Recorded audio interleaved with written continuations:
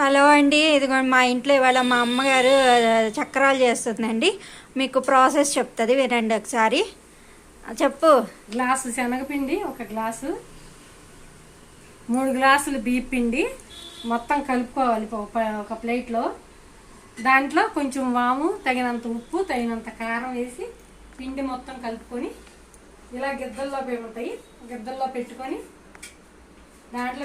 ఇలా దాంట్లో ప్రెస్ చేసుకోవాలి. దీంట్లో ఎలా నొక్కుకోవాలి.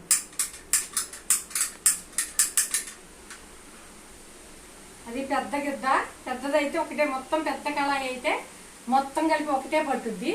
మనది చిన్న కళాయి కాబట్టి ఇప్పుడు దీంట్లో పెట్టుకుంది 2గా నొక్కుకోండి, అంతేనండి. అయిపోయిందా? హలో అండి, అదేంటి, like and share and subscribe చేసుకోండి. జ్యోత్స్నా